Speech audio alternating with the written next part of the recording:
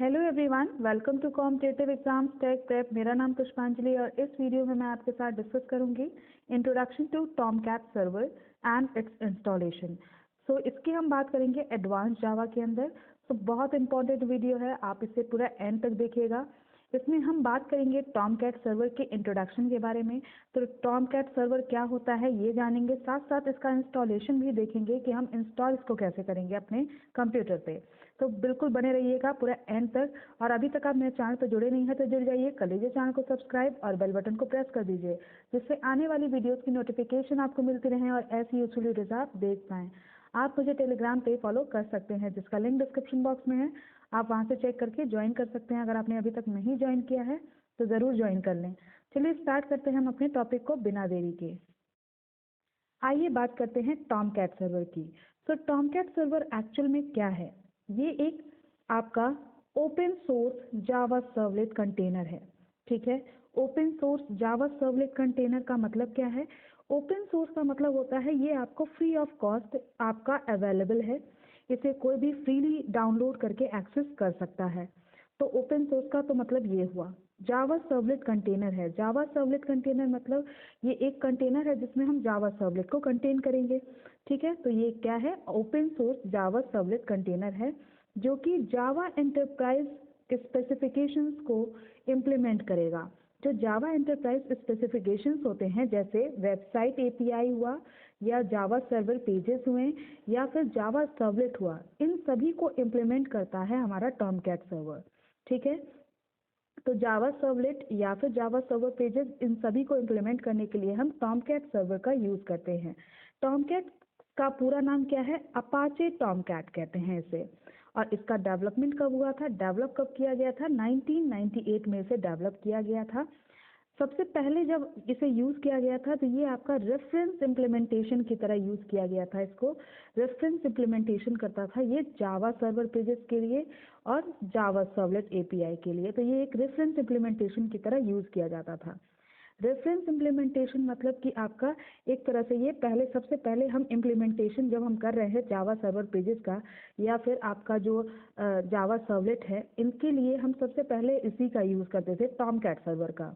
ठीक है, लेकिन बाद में ये ज़्यादा टाइम तक रेफरेंस इम्प्लीमेंटेशन की तरह यूज़ नहीं किया जा सका जेएसपी के लिए या फिर आपका जावा सर्वलेट के लिए। लेकिन यूजर्स जो है इसको बहुत ज़्यादा यूज़ करते हैं इस जो है आपके टॉमकैट सर्वर को, क्योंकि इसकी जो सर्वर की कैपेबिलिटी होती है ये बहुत अच्छी होती है। और इसमें आपका जो कोर इंजन है इसको भी आपका बहुत अच्छा ये है, एक वेल टेस्टेड आपका सॉफ्टवेयर है ये, और ड्यूरेबल भी है साथ साथ। ठीक है, यहाँ पे हम जावा सर्वलेट या फिर आपका जो है टॉमकैट सर्वर में हम जेएसपी या सर्वलेट की बात कर रहे हैं। तो जो हम सर्वलेट कह रहे हैं, एक्चुअल में सर्वलेट क्या है ये समझ लेते हैं सबसे पहले। तो जावा सर्वलेट क्या है? जावा सर्वलेट जो है एक तरह का सॉफ्टवेयर है। ठीक है, ये जो हमारे वेब सर्वर पे डायनेमिक कंटेंट्स होते हैं उनको हैंडल करने के लिए हम सर्वलेट का यूज करते हैं या जावा सर्वलेट का यूज करते हैं। तो जावा सर्वलेट जो है वो हमारे डायनेमिक कंटेंट्स को हैंडल करता है with the help of HTTP protocol. HTTP protocol का यूज करके हम डायनेमिक कंटेंट को हैंडल करते हैं, किसकी मदद से? जावा सर्वलेट से। तो जावा सर्वलेट जो है वो डायनेमिक कंटेंट को हैंडल करता है। स्टैटिक कंटेंट और डायनेमिक कंटेंट क्या होते हैं? स्टैटिक कंटेंट जो आपको जिसमें आप रन टाइम पे एडिट ना कर पाएं वो आपका स्टैटिक कंटेंट है। अगर आप रन टाइम पे यानी जब आपका प्रोग्राम एग्जीक्यूट हो रहा है तब आप चेंजेस कर पा रहे हैं तो वो डायनेमिक कंटेंट कहलाता है। ठीक है, क्लियर है? तो आप अगर वेबसाइट आपने अगर कभी चलाई होगी या वेबसाइट के बारे में थोड़ा बहुत जानते होंगे, अगर बेसिक नॉलेज भी आपको वेबसाइट की है तो आपको एचटीटीपी प्रोटोकॉल जो है पता होगा। एचटीटीपी प्रोटोकॉल आपको ज़रूर, आप उसके बारे में अवेयर होंगे। अगर नहीं है तो बताती हूँ मैं आपको ये क्या होता है। एचटीटीपी एचटीटीपी जो है आपका एक तरह से वेब सर्विसेज प्रोवाइड करता है। मान लीजिए आपको एक सिंपल स्टैटिक जो है आपकी वेब पेज है या स्टैटिक कंटेंट है, उसको आपको सेंड करना है किसी को। ठीक है, एक कंप्यूटर से दूसरे कंप्यूटर पे आपको अगर सेंड करना है स्टैटिक कंटेंट को, तो आप वहाँ पे एक सर्वर की आपको ज़रूरत होती है। वो सर्वर जो होता है वो ही होता है आपका HTTP। तो HTTP की मदद से ही आप क्या करते हैं, एक जगह से डेटा दूसरी जगह पे सेंड कर पाते हैं। HTTP का फुल फॉर्म क्या होता है, हाइपर टेक्स्ट ट्रांसफर प्रोटोकॉल। ठीक है, तो आप सभी जानते हैं कि अगर आपको एक सिंपल स्टैटिक वेबसाइट बनानी है तो आपको एक सर्वर की ज़रूरत होगी जो कि कहलाएगा HTTP सर्वर।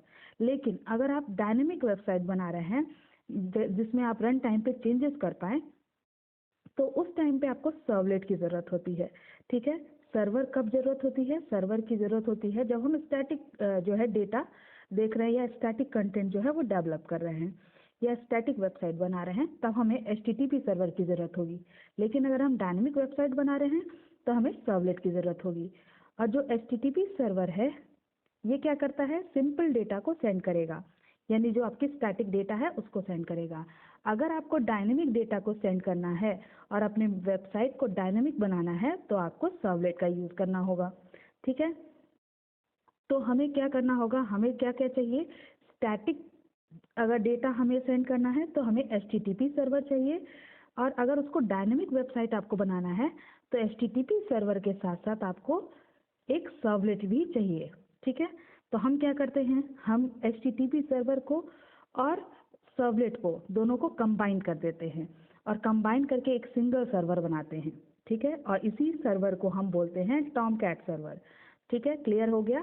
टॉमकैट सर्वर क्या है, जब हम HTTP सर्वर को और सर्वलेट को कंबाइन करके एक सिंगल सर्वर बना देते हैं तो ये हमारा कहलाता है टॉमकैट सर्वर। ठीक है, तो टॉमकैट क्या है, टॉमकैट में आपका एक सर्वर होगा, ठीक है, और सर्वलेट का कॉम्बिनेशन होता है। ठीक है, तो सर्वर जैसे जावा सर्वर पेजेस भी हम इसमें इंक्लूड करते हैं। जावा सर्वर पेजेस एक तरह से प्रोग्रामिंग टेक्नोलॉजी है जिसमें हम प्रोग्रामिंग करेंगे सर्वर पे।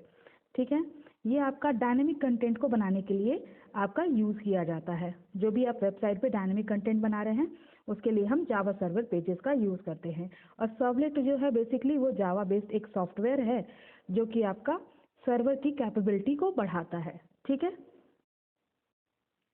और इस तरह से आपका जो सर्वलेट है वो बहुत सारे रिक्वेस्ट को भी आपका रिस्पॉन्ड करता है।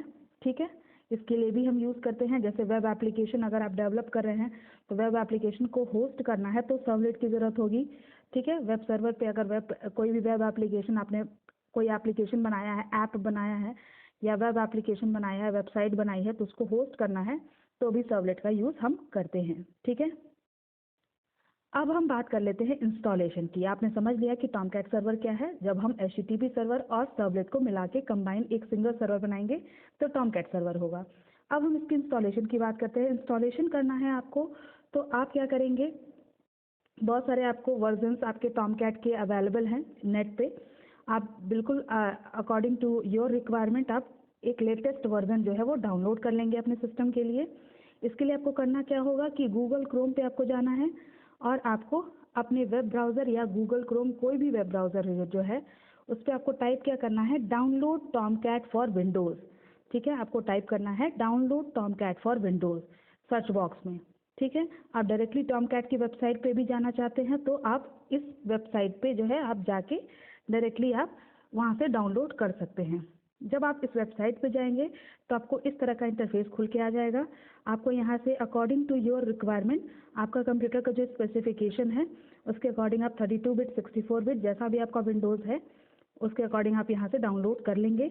डाउनलोड करके डाउनलोड में आपको जाके वहाँ पे जो आपका सॉफ्टवेयर इंस्टॉल हुआ है, सॉफ्टवेयर जो डाउनलोड हुआ है उस पर आपको क्लिक कर देना है। क्लिक करने के बाद वो इंस्टॉलेशन आपका प्रोसेस शुरू हो जाएगा।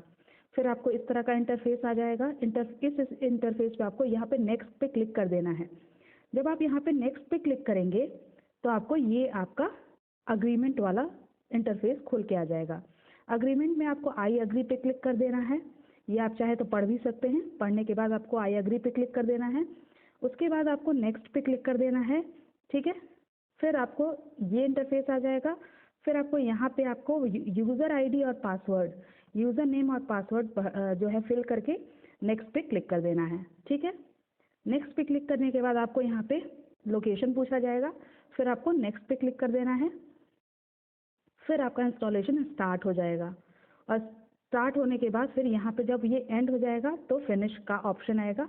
आपको फिनिश कर देना है। ठीक है, फिनिश करने के बाद आपको हो सकता है रीस्टार्ट करने को कंप्यूटर को कहा जाए।